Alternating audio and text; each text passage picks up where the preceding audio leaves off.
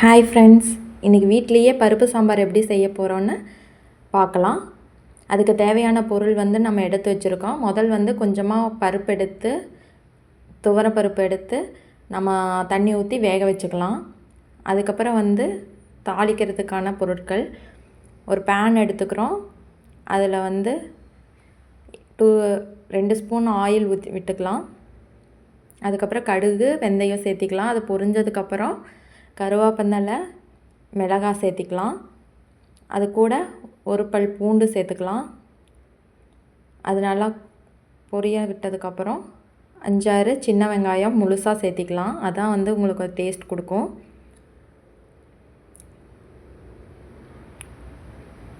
அதுக்கப்புறம் நம்ம காய் கட் பண்ணி வச்சுருக்கோம். இன்றைக்கி என்னென்ன காய் ஆட் பண்ண போகிறோம்னா, ஒரு 1/2 கேரட், ஒரு உருளைக்கிழங்கு, ஒரு கத்திரிக்காய் நம்ம பொடியாக நறுக்கி வச்சுருக்கோம். அதை சேர்த்துக்கலாம்.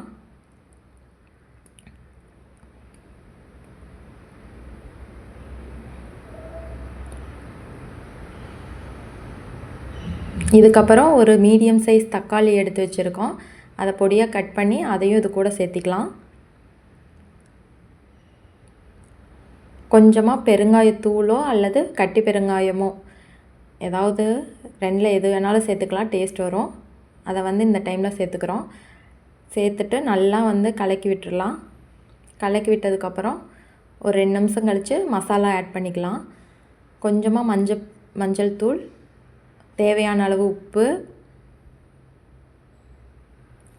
அதுக்கப்புறம் கூடவே சாம்பார் பவுடர் நீங்கள் வீட்டில் அரைச்சது இருந்தாலும் எடுத்துக்கலாம், இல்லை கடையில் வாங்கின சாம்பார் பவுடராக இருந்தாலும் ஒரு ஸ்பூனுக்கு மேலே கொஞ்சம் சேர்த்துக்கோங்க. அதுக்கப்புறம் கொத்தமல்லி தூள், அதுவும் நீங்கள் வீட்டில் செஞ்சது இருந்தால் அதை ஆட் பண்ணிக்கலாம், இல்லை கடையில் வாங்கினது யூஸ் பண்ணிக்கலாம். எல்லாத்தையும் மிக்ஸ் பண்ணி ஒரு 5 மினிட்ஸ் வணங்க விட்டுடலாம்.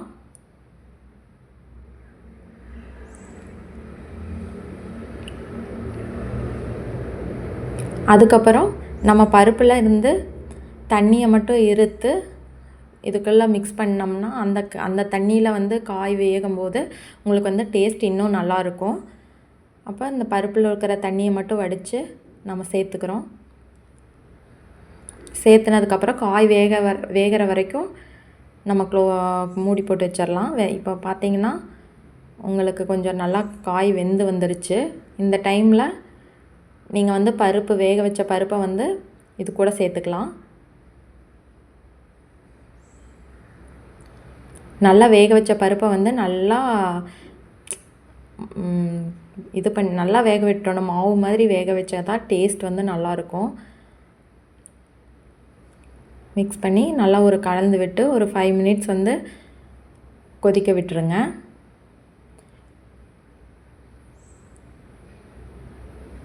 எண்ணெய் பிரிஞ்சு வர ஸ்டேஜில் நம்ம கொத்தமல்லி தழை ஆட் பண்ணிக்கலாம்.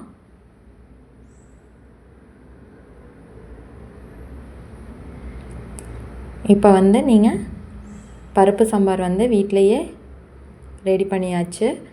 நீங்கள் இதை இட்லிக்கு, தோசைக்கு, பணியாரம், எந்த ஒரு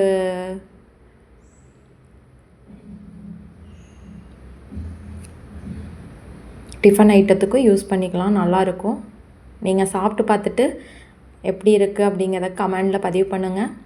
வீடியோ பிடிச்சிருந்தால் லைக் பண்ணுங்கள், ஷேர் பண்ணுங்கள், சப்ஸ்கிரைப் பண்ணுங்கள். தேங்க்யூ ஃபார் வாட்சிங் வீடியோ.